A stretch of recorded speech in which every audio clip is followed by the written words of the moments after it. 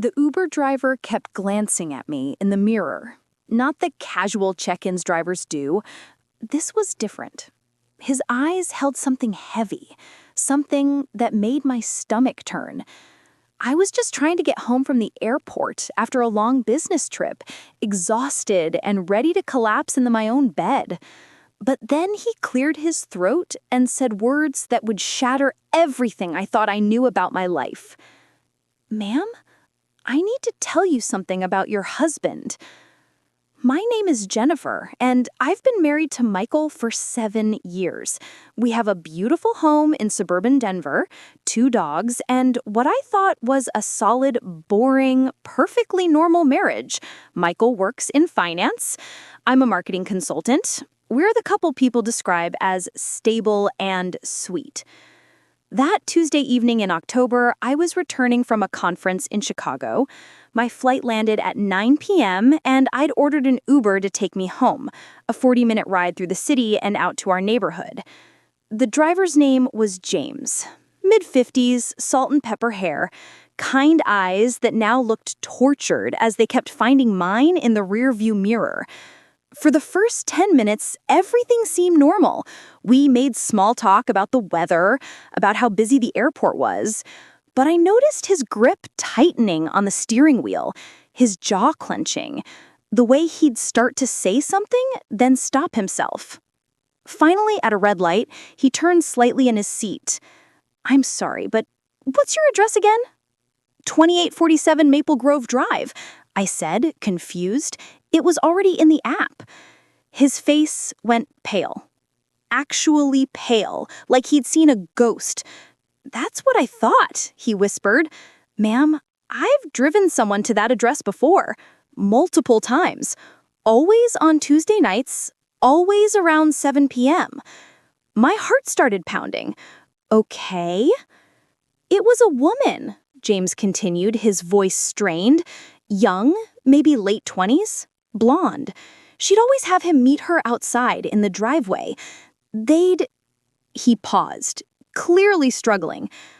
"I'm sorry. I've been wrestling with whether to say anything since I picked you up and saw your luggage tag with that address. But I couldn't stay silent." The world tilted.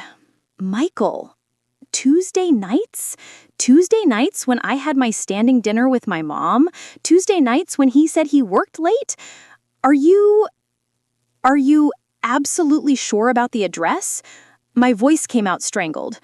"Ma'am, I've driven there 17 times. I keep a log because I drive nights to supplement my retirement, and I track my regular riders. The last time was exactly 1 week ago. Last Tuesday, when I texted Michael about dinner running late with Mom, and he'd said, 'No problem, finishing up some reports anyway.'" "What did she look like?" I heard myself ask. James described her. Tall, athletic build, expensive clothes, always smelled like jasmine perfume, always seemed nervous but excited, always tipped exactly 30%. Then James said something that made my blood run cold. "The last time, I arrived early. Your front door was open and I saw them in the doorway. He kissed her goodbye. It wasn't a friendly kiss." I couldn't breathe. The car suddenly felt too small, the October air too thick. "I'm sorry," James said again. "I debated this for 20 minutes after I picked you up and saw your luggage tag with that address, but I couldn't stay silent." We sat in silence for a long moment, the city lights blurring past. My mind raced through 7 years of marriage, the late Tuesday nights, the new cologne he'd started wearing 6 months ago, the gym membership he suddenly cared about. How had I been so blind? "James," I said, my voice steadier than I felt, "I need you to do something for me. I need you to drive slowly, very slowly. I need to think." He nodded and moved to the right lane, reducing speed to exactly the limit. I pulled out my phone with shaking hands. My first instinct was to call Michael, to scream, to demand answers. But something stopped me. a small voice in my head that said, "Get proof. Be smart about this." I opened my laptop instead. I'd been working on the plane and hadn't put it away. I logged into our home security system. We'd installed cameras 6 months ago after a neighborhood break-in. Front door, back door, living room, kitchen. Michael had insisted on them for our safety. The irony burned. I pulled up the archived footage and selected last Tuesday at 7 p.m. For a moment, I hesitated. Did I really want to see this? Could I unsee it once I did? But I had to know. I pressed play. The front door camera showed Michael opening the door at 7:03 p.m. A woman stepped in. Tall, blonde, exactly as James described. But I couldn't see her face clearly. The angle was wrong. They moved toward the living room. The next camera picked them up. They were laughing, his hand on his back. Intimate, familiar. I felt sick. But then something strange happened. They sat on the couch, but there was space between them. Professional space. She pulled out a folder, papers, a laptop. They were working? I watched, confused. For 45 minutes, they reviewed documents, made phone calls. He took notes. She pointed at the laptop screen, animated, excited. At 7:48 p.m., she stood up to leave. They walked to the door together, and yes, he kissed her goodbye. On the cheek. A quick, friendly kiss on the cheek like you'd give a colleague. Then she left, and Michael closed the door, checked his watch, and went to the kitchen to make dinner. I sat back stunned. This wasn't an affair. This was something else. But what? And why hide it? "Ma'am?" James's voice broke through. "We're 5 minutes from your house. Are you okay?" Was I okay? I'd just gone from devastated to confused to angry because even if it wasn't an affair, Michael was lying, hiding something, sneaking someone into our house while I was gone. "James," I said slowly, "do you remember anything else about this woman? Anything she said? Anything that might help me understand what's going on?" He thought for a moment. "Once she took a call in my car, said something about investment parameters and board approval. She worked in finance, I think. Venture capital, maybe?" Finance. Like Michael. The pieces weren't forming a clear picture yet, but something was very, very wrong. And I was about to walk into my house and confront a husband who'd been lying to me for months. "Pull over here," I told James, pointing to a spot 3 houses down from ours. "I need a minute." All the lights were on in our house. Michael's car sat in the driveway, exactly where it always was on Tuesday nights when I came home from Mom's. Like nothing was wrong. Like everything was normal. But nothing was normal. James put the car in park and turned to face me fully for the first time. "Ma'am, Jennifer, I want you to know something. I drove a cab in New York for 20 years before I retired out here. I've seen a lot, and I've learned to trust my gut. When I saw that woman with your husband, something felt off. Not affair off. Different off. Like she was hiding just as much as he was." "What do you mean?" She'd always look around before going in, check her phone nervously. Once she asked me to circle the block twice because another car was parked nearby that shouldn't be there. These weren't the actions of someone sneaking around for romance. It felt more like, he paused, like she was doing something risky, something dangerous maybe. Dangerous? Michael was a financial analyst. He reviewed portfolios and made PowerPoint presentations. The most dangerous thing he did was drink gas station coffee. I paid James, adding a massive tip, and got his number. "If you remember anything else, anything at all, please call me." He nodded solemnly. "Good luck, and be careful." Be careful? What did that mean? I used my key quietly, easing the front door open. I could hear Michael in the kitchen, humming while he cooked. The smell of garlic and tomatoes filled the air. He was making my favorite pasta because he was a good husband, a thoughtful husband, a lying husband. I left my suitcase by the door and walked into the kitchen. Michael turned, surprise and delight crossing his face. "Jen, you're home early. Your text said midnight. I was going to pick you up." He moved to hug me, but I stepped back. His smile faltered. "We need to talk." "Okay." He set down the wooden spoon, his expression shifting to concern. "What's wrong? Did something happen at the conference?" I pulled out my phone and opened the security footage, turned the screen toward him, pressed play. I watched all the color drain from his face as he saw himself opening the door to that blonde woman, watched his hand start to shake, watched 7 years of trust crumble in his eyes. "Jen, who is she?" My voice was ice. I can explain. Who is she, Michael?" He ran his hands through his hair, a gesture he always made when stressed. "Her name is Rebecca Mills. She's... God, Jen, this is going to sound insane. Try me." He pulled out a chair and sat heavily. "She's an FBI agent." I actually laughed. Couldn't help it. "An FBI agent. You're bringing an FBI agent to our house secretly for months, and you expect me to believe your brother is in serious trouble." The world stopped. My brother, Tyler, my younger brother who had always been brilliant but reckless, who worked in cryptocurrency, who moved to Miami 2 years ago and suddenly had way too much money. "What do you mean?" But my voice had lost its edge, because deep down, I'd always worried about Tyler. Michael's words came out in a rush. 6 months ago, I got contacted by the FBI. They'd been investigating a massive cryptocurrency fraud scheme, and Tyler's name came up. Not as a primary target, he's not one of the masterminds, but he's involved, Jen.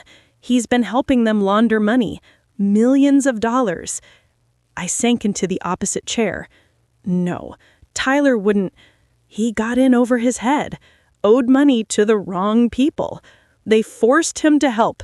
Rebecca approached me because you and Tyler are close, and they need information to build their case against the actual criminals, to save Tyler from going to prison. So you've been, what, spying on my brother? Helping the FBI understand his movements, his communications with you, anything that might lead to the bigger fish. I stared at him, trying to process. Why didn't you tell me? Because Rebecca made me sign an NDA. Because the less you knew, the safer you were. Because, his voice cracked, because I was terrified you'd try to warn Tyler, and that would destroy the entire operation. He'd go to prison, Jen. 20 years minimum. Prove it, I said flatly. Prove you're not making this up. Michael pulled out his phone and made a call, putting it on speaker. It rang 3 times. "Mills?" A woman's voice. Professional, clipped. "Rebecca, it's Michael Chen. My wife knows. She saw the security footage. She's here, and I need you to verify." A long pause. Then, "Mrs. Chen, my name is Special Agent Rebecca Mills, FBI Financial Crimes Division. Your brother, Tyler James Hoffman, is Subject 471 in Operation Crystal Clear. He's been an unwitting participant in a $400 million cryptocurrency laundering scheme run by the Volkov organization. We've been working with your husband to gather intelligence while protecting your brother from becoming a target. I can provide my badge number and supervisor's contact information if needed." She rattled off numbers and a name: Supervising Special Agent David Krakowski, Denver Field Office. I felt like I was in a movie, a bad movie. This couldn't be real. "Why Tuesday nights?" I asked. "Your regular schedule with your mother provided a consistent window. We needed reliable, predictable meeting times that wouldn't arouse suspicion from either your brother's contacts or your social circle." "How long has Tyler been involved?" 18 months. We've been investigating for 11 months. We're close to making arrests, Jen. Very close. Which is why it's crucial that you act completely normal. No contact with your brother about this. No changes to your routine. Nothing that might alert the suspects. I hung up and looked at Michael. Really looked at him. The dark circles under his eyes I'd been too busy to notice. The weight he'd lost. The stress he'd been carrying alone for months. I'm sorry. I'm so sorry. Every day I wanted to tell you. Every time you mentioned Tyler, every Sunday dinner with your mom when she asked about him, I felt like I was betraying you. But Rebecca said, I showed me everything, I interrupted. I want to see every document, every communication. If my brother's in danger, I deserve to know the whole truth. Michael hesitated, then nodded. He went to his office and returned with a locked briefcase I'd never seen before. Inside were files, printed emails, photographs. The photographs made my blood run cold. Tyler at a yacht party with men I didn't recognize. Men with hard eyes and expensive suits. Tyler making transactions at cryptocurrency ATMs. Tyler meeting with someone Rebecca's notes identified as Dmitry Volkov, suspected head of operations. My baby brother, who I used to help with homework, was in business with criminals. They threatened his girlfriend, Michael said quietly. That's how they got him involved initially. Michelle. They knew where she worked, where her parents lived. Tyler was stupid, but he was trying to protect her. I remembered Michelle. Sweet, quiet Michelle, who Tyler had been dating for 3 years, who'd mysteriously disappeared from his social media about 18 months ago. Where's she now? Witness protection. She's the FBI's star witness. She kept records, recordings. She's why they have a case at all. Suddenly, everything made terrible sense. But then Michael pulled out one more document, a threat assessment report dated 3 days ago, and my name was on it. What is this? My hand trembled as I held the paper. Michael's face had gone pale again. Rebecca brought it last Tuesday. It's why she insisted on an emergency meeting. The Volkov organization has been getting nervous. They suspect someone's cooperating with law enforcement. And they've started doing background checks on everyone Tyler's close to. They're looking at me? They're looking at everyone. Your mom, your friends, me. Rebecca's team intercepted communications 3 days ago. They mentioned the sister in Denver and checking her patterns. I thought I might throw up. Michael, why didn't you... Because the second you knew, you'd change your behavior. You'd get scared, act different. They're watching, Jen. Rebecca's had surveillance on our house for 2 weeks. If you'd suddenly canceled your Tuesday dinners with your mom or acted paranoid, they'd know something was wrong.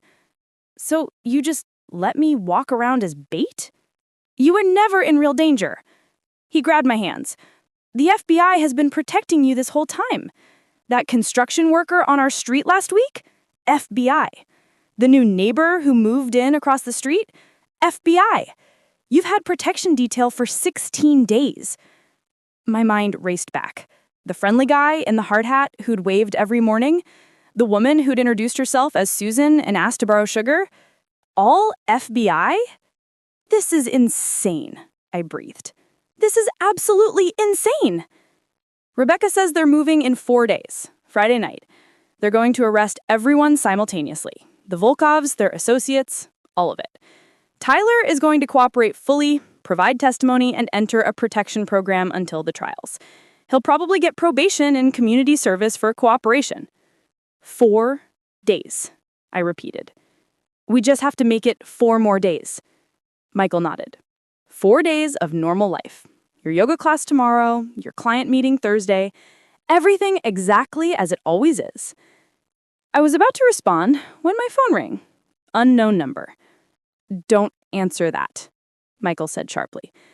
But something made me look at the screen. The area code was 305, Miami. Tyler's area code. It might be Tyler. He never calls unknown, he always uses his regular number. What if he's in trouble? Jen, don't, I answered. Hello? Heavy breathing. Then, is this Jennifer Chen? Not Tyler's voice. Accented. Russian, maybe. Who is this? Your brother says hello, He wants you to know he's thinking about you." The line went dead. Michael's face had gone white. He immediately called Rebecca. They just contacted her. Direct call. They mentioned Tyler. I could hear Rebecca shouting orders in the background. "Lock down the house. Don't go anywhere. I'm sending a team now." "What does it mean?" I asked, but I already knew. They were sending a message. "We know about you. We can reach you." Michael pulled me away from the windows. "Rebecca's team will be here in 4 minutes. We just need to—" The doorbell rang. We both froze. "Don't answer it," Michael whispered. But then my phone buzzed. A text from the unknown number. "We left something for you on the porch. Check it. You have 1 minute." "It could be a bomb," Michael said, his voice shaking. "We should wait for—" "They wouldn't blow us up," I said, surprised by my own calm. "They want information. Terror tactics." I moved to the door before Michael could stop me and looked through the peephole. A small package sat on the welcome mat. No one in sight. I opened the door carefully and grabbed the package, slamming the door shut immediately. Inside was a burner phone and a note in Tyler's handwriting. "They have me. They know about Michelle. They know about the FBI. I'm sorry. Do whatever they say." My hands shook so badly I dropped the phone. The burner phone immediately rang. I answered. "Good," the accented voice said. "You are smarter than your brother. Now listen carefully. Friday night, FBI will come for us. This will not happen. You will call your brother tomorrow at noon. You will tell him the FBI cannot be trusted. You will tell him to run. If you do this, he lives. If you do not—" A pause. "We send pieces of him to your mother." The line went dead. I looked at Michael, at the fear and fury in his eyes. FBI vehicles were pulling up outside. I could see their lights through the windows. Rebecca burst through the door 60 seconds later with 4 other agents. "Are you both okay?" I handed her the note and the burner phone. "They have Tyler. They want me to warn him off cooperating." Her jaw tightened. "They're panicking. This is good, actually. It means they know we're close. They're making desperate moves." "Good?" I nearly screamed. "They have my brother." "Mrs. Chin, your brother is currently under FBI protection in a safe house in Miami. He's been there for 8 days. Whatever communication you just received is fake." I blinked. "What?" "We extracted Tyler over a week ago when we learned the Volkovs were getting suspicious. Everything since then has been smoke and mirrors. His social media, his text to your mother, all FBI controlled.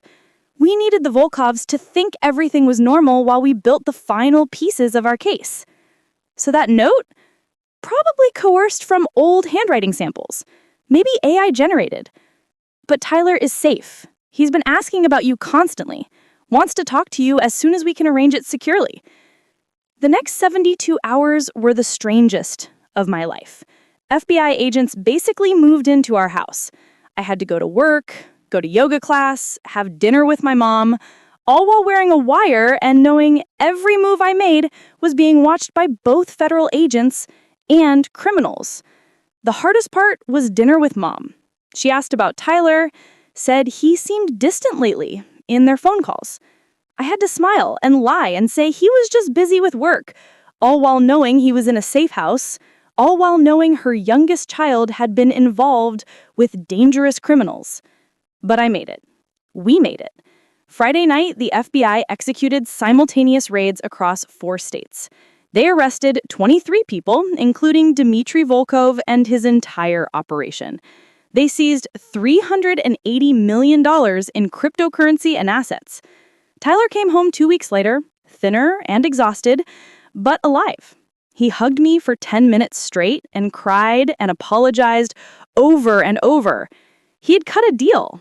6 months house arrest, 3 years probation, 2,000 hours community service teaching financial literacy to at-risk youth. He took the deal in a heartbeat. Michelle came out of witness protection after the trials. They got married quietly at the courthouse. they're starting over in Portland. New names, new lives. As for Michael and I, it took months to rebuild trust. Not because he had done anything wrong, but because he had to lie to protect me. We did couples therapy. We learned to communicate better. We took a long vacation, just us, no work, no phones, no secrets. And we installed new security cameras with better angles. But here's the thing that still keeps me up at night. I was a 30-second decision away from a completely different life. If James, that Uber driver, hadn't said anything, I would have walked in and accused Michael of cheating. We might have divorced. Tyler might have gone to prison. The Volkovs might still be operating. One moral choice by a stranger changed everything. I found James a month later, tracked him through the Uber app, met him for coffee, and told him the whole story. What I was legally allowed to tell anyway. He cried, actually cried, said he'd been worried sick about me, had driven past our house twice just to make sure I was okay. You saved my brother's life, I told him. You saved my marriage. You did the right thing even when it was uncomfortable. He shook his head. I almost didn't say anything. Almost talked myself out of it 10 times. Thought it wasn't my place. But you did. And that made all the difference. So here's what I learned from the worst and strangest weeks of my life. Trust your gut, ask questions, and maybe, just maybe, people are dealing with things you can't even imagine. That Uber driver glancing at you in the mirror, he might be carrying information that could change your life. That spouse working late on Tuesday nights, he might be protecting you from something you don't even know exists. That family member who seems distant, he might be in deeper trouble than you could dream of. Pay attention. Ask questions. And when someone tries to tell you something difficult, listen. Because sometimes the truth is stranger than any story you could imagine. And sometimes the people trying to help you are driving Ubers at night to supplement their retirement income, wrestling with whether to say something that might destroy your world or save it. James made his choice. Michael made his choice. Tyler made his choice. And in the end, we all got a second chance. If this story made you think twice about the secrets people carry, hit that subscribe button. Share it with someone who needs to hear that the truth, no matter how complicated, is always worth it. And drop a comment telling me, what would you have done in my situation? Would you have answered that door? Because in the end, we're all just one conversation, one decision. One Uber ride away from discovering that our entire lives aren't what we thought they were. Subscribe, share, and stay safe out there. You never know what secrets are being kept to protect you.